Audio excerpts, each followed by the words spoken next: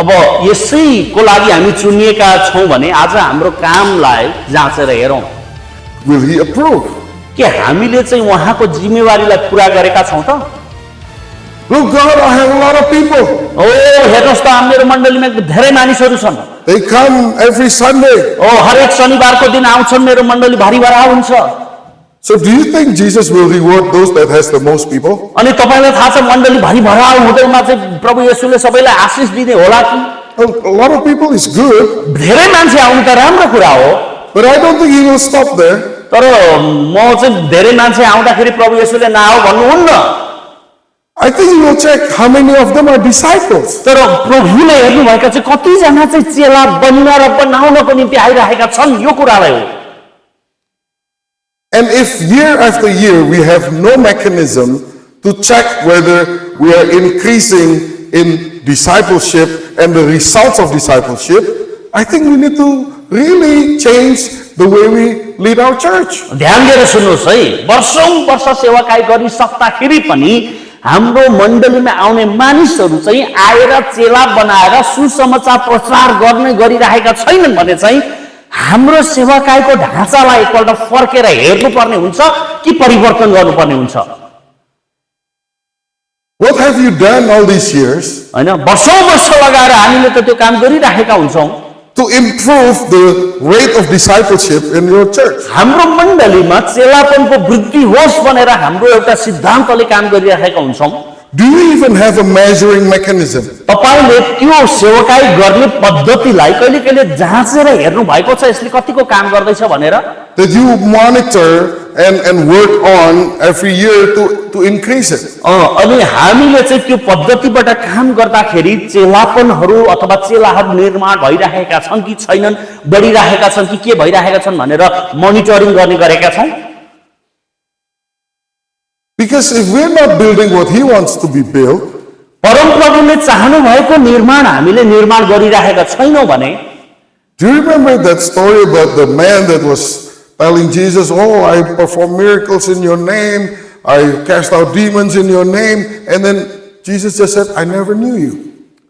त्यो यो गरेका छैनौं भने नि प्रभुले गर भनेकै काम गरेका छैनौं भने एउटा मान्छेको कथा जस्तो हुन्छ जो येशूका आएर ओ हामीले भूत आत्माहरू धपायौं हामीले रोगीहरू निको पार्यौं यस्तो गर्यौं उस्तो गर्यौं भनेर भन्यो तर प्रभु येशूले भन्नुभयो म तपाईलाई चिन्दिन म तिमीलाई चिन्दिन If we are not building what He wants to be built, परमप्रभुले निर्माण गर्न चाहनु भएको कुरा हामीलाई जिम्मेवार व्यक्तिले हामीले निर्माण गरेनौं भने and we are not even concerned about what He wants to be built, परमेश्वरले निर्माण गर्नु भएको कुरातिर मण्डलीले ध्यान राखेन भने what are we doing? हामी के गरिरहेका छौं मण्डलीमा Well, here's the thing.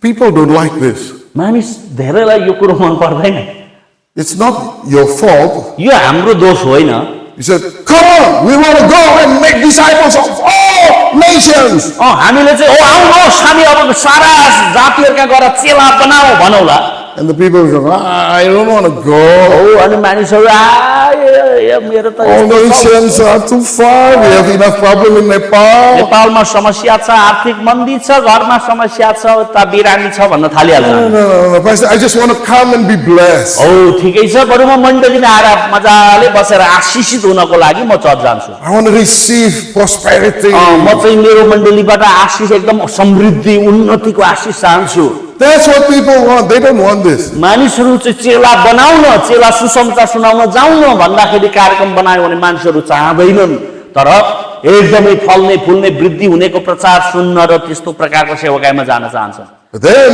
you have to make a decision. अनि अब चाहिँ मानिस हामीले निर्णय गर्ने समय आएको छ You want to be a businessman or you want to be a leader?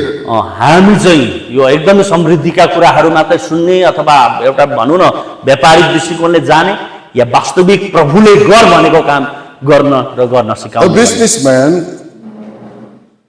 to be successful is simple. You find what people want, you find what people need, you fulfill it, you're successful. एउटा व्यापारीले सफल हुनको लागि नि बजारमा के कुराको आवश्यकता छ मान्छेहरुको डिमान्ड केमा छ के कुरा बढी बिक्रीमा छ त्यो कुरो ल्याउँछ अनि उच्च मूल्य दरमा बेच्छ बेच्ने बित्तिकै त्यतिकै सफल भइगयो But if you're a leader, you need to know what needs or wants should be met and which one should not be met. तर एकजना अगुवा अथवा पास्टरले चाहिँ के कुरा जान्नु पर्दछ भने कुन खाँचो चाहिँ परमेश्वरद्वारा मानिसहरूको लागि बनाइएको हो र कुन खाँचो जो मानिसहरूले चाहन्छन् त्यो परमेश्वरबाट बनाइएको होइन भन्ने कुरा जान्नुपर्छ। Many pastors have become business people. धेरै पास्टरहरू चाहिँ व्यापारी पनि छन्। Why? Because they want to feel successful. कहिले कहिले मानिसहरू आफू सफल भएनन् भने त्यो कुरा पनि गर्छन्। And that's nothing wrong with that. उनीहरू त्यो गर्नु गलत पनि होइन। The question is, successful according to who? अनि तर प्रश्न चाहिँ कहाँबाट सफल पाउने त, कोबाट सफल हुने? Because according to the world, संसारबाट हो भने a pastor is successful if you have a lot of people, period. संसारिक दृष्टिकोणले हेर्नु भने मण्डली भरिभराउ छ भने यो पास्टर सफल पास्टर छ भनेर बुझ्न सकिएला। That's the only standard we are looking for. हामीले हेर्न चाहेको स्ट्यान्डर्ड त्यो हुनुपर्छ, मण्डली भरिभराउ हो भने म सफल भएँ भन्ने मान्यता हामीमा छ, त्यो संसारिक सिद्धान्त हो। Every church growth seminar, सबै चाहिँ मण्डलीहरू सेमिनार गर्छन्। the golden goal is just to get more people. अनि धेरै मानिसहरू ल्याउनको लागि विभिन्न प्रकारका उपहारहरू राख्ला। Nothing wrong with a lot of people, but God wants more than that. धेरै मानिसहरू हुनु नराम्रो होइन, परमेश्वरले त अझै धेरै मानिसहरू जितेको चाहनुहुन्छ। He wants disciples उहाँले चाहिँ चेलाहरू बनाएको that चाहनुहुन्छ, are willing to deny their flesh, जसले चाहिँ आफ्नो शारीरिक आवश्यकता र शारीरिक अभिलाषाहरूलाई इन्कार गरेर building spiritual house, आत्मिक घर निर्माण गर्नलाई आफूलाई समर्पण गर्छन्। become holy priesthood. उनीहरू चाहिँ पवित्र पुजारीगिरी बन्न चाहन्छन्। These people become holy ती मानिसहरू चाहिँ आफूले आफूलाई पवित्र राख्छन् and do the job of a priesthood. अनि एउटा पुजारीले गर्नुपर्ने काम गर्छन्। What does it mean to be a priesthood? एउटा पुजारीगिरी हुनु भनेको के हो? Reconciling sinful men and a holy God. अनि एउटा पापी मानिसलाई परमेश्वरसँग फेरि मिलापमा ल्याउने काम हो प्रियहरू। That's what priests do. पुजारीले अथवा एउटा चाहिँ क्रिस्चियन एउटा चेलाले गर्ने काम त्यही हो। Live a holy life. तपाईँ आफैले परमेश्वरबाटको जीवन जिउनु पर्यो And you evangelize. अनि मानिसहरूलाई सुसमाचार सुनाउने काम गर्नु पर्यो। 2 Corinthians 5:18-21. दोस्रो कोरिन्थी 5 अध्यायको 18 देखि 20 पदसम्म You become ambassadors of Christ, तपाईँ ख्रीष्ट येशूको राजदूत हुनु भएको छ, bringing the message of reconciliation परमेश्वरको मिलापको सन्देश पापी मानिसहरूका पुर्याउनु भएको छ, and telling people, मानिसहरूलाई बताउनु भएको छ, repent, पश्चाताप गर भन्नु भएको छ, you are being forgiven. पश्चाताप गर तिनीहरूका पाप क्षमा हुनेछन्। You're imploring on Christ's behalf. अनि ख्रीष्टको चाहिँ सिद्धान्त तपाईँले मानिसहरूमा लागू गर्दै हुनुहुन्छ। Be reconciled to God. अनि परमप्रभुमा मिलापमा आउनुहोस् भनेर सन्देश दिँदै हुनुहुन्छ। Doing the work of evangelism. अनि परमेश्वरको सुसमाचारको काम गर्नु चाहिँ That's discipleship. त्यही हो प्रियहरू, चेला बनाउनु अनि सुसमाचार प्रचार गर्नु, उनीहरूलाई ल्याएर चेला बनाउनु You train the people to do that. अनि मानिसहरूलाई त्यो गर्नको निम्ति फेरि सिकाउनु। You show an example that you're doing that. अनि तपाईँले चाहिँ मानिसहरूलाई त्यो कुराहरू गरेर एउटा उदाहरणको नमुना देखाउनु। But that's not what people want. अनि तर त्यो कुरो चाहिँ मण्डलीका मानिसहरूले So चाहन्छ। you have a choice. तपाईँसँग एउटा छनौट छ। According to the world, as long as you have a lot of people, you're already successful. You get the respect. अब संसारिक दृष्टिकोणले हेर्दाखेरि, अन्य मण्डलीहरूको दृष्टिकोणले हेर्दाखेरि मण्डली भरिभराउ छ, तपाईँ सफल भइसक्नु भयो।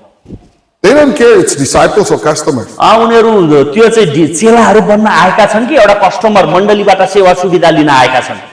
People don't want to be trained to do the work of ministry. मानिसहरू पास्टरले मलाई चेला बनाउने तालिम दियोस् भनेर चाहँदैनन् अथवा चेला बनाऊ भनेर सिकायो भने सिक्नै चाहँदैनन्। All the attraction, make sure, good sound, good music, attractive singers. अनि मानिसहरूले त्यही चाहन्छन्, एकदमै एट्र्याक्सन के छ मण्डलीभित्र, म के कुराले गर्दाखेरि हाइलाइट हुन्छु, गुड सिङ्गर्सहरू, साउन्ड सिस्टम, झिलिमिली बत्ती, Good building, good interior design, good lighting, good sound, good program. मेरो चाहिँ मण्डलीमा एकदम राम्रो बिल्डिङ, भित्रको सजावट पनि एकदमै राम्रो, सबै कुरा भरिभराउ सजावट चाहन्छ। I'm not against all that. यो कुराको त म विपक्षमा त छँदै छैन, भन्न खोजेको कुरो त्यो होइन। Most of the time we do that from a customer service standpoint. अनि हाम्रो दिमागमा चाहिँ के हुन्छ नि, यस्तो भयो भने चाहिँ मान्छेहरू मेरो मण्डलीमा आउँछन् भनेर एउटा कस्टमर सर्भिसको लागि हामी एकदमै बढी लागि परेका हुन्छौँ। The church is the body of Christ. मण्डली भनेको ख्रिस्टको शरीर हो। It's not a business. यो एउटा व्यापार गर्ने ठाउँ होइन। If you turn a body into a business, तपाईले ख्रिस्टको शरीरलाई व्यापारमा बदल्नु भयो भने it's called prostitution. यसलाई के भन्छ थाहा छ? देह व्यापार अथवा व्यभिचार भनेर भनिन्छ। Probably that's why he said, I never knew you. त्यही भएर ती मान्छेहरूलाई प्रभुले म तिमीहरूलाई चिन्दिन भन्नुभयो होला। Those who prostitute the body of Christ. जसले प्रभु येशू ख्रिस्टको शरीरमाथि देह व्यापार गर्छन्, Our call is to make disciples. चेला बनाउनको निम्ति बोलाइएका हुन्। आमेन। चेला बनाउन, कस्टमर बोलाउन होइन। What does it mean to make disciples? चेला बनाउनुको अर्थ के हो त? Well, it's right there in the verse. यहाँ पदमा लेखिएको छ 2 things. दुईटा कुरा। The first one, पहिलो कुरा, baptize them in the name of the Father, Son, and the Holy Spirit. पिता पुत्र पवित्र आत्माको नाममा ग्रहण गरिसकेपछि बप्तिस्मा दिने। Number 2, दोस्रो number, teach them to obey everything I've commanded you. प्रभु येशूले आज्ञा दिनुभएका सबै कुराहरूलाई आज्ञा पालन गर्नको लागि सिकाउने। That's discipleship. डिसाइपलशिप त्यही नै हो प्रियहरू। Evangelism सुसमाचार प्रचार and teaching them how to live like a Christian. अनि क्रिस्चियनहरूले जस्तै जिउनको लागि उनीहरूलाई सिकाउने कुरा। Follow me as I follow Christ. अनि मैले जसरी येशूलाई पछ्याएको छु तिमी पनि पछ्याऊ भनेर सिकाउनु। That's discipleship. चेलापन भनेको त्यही हो।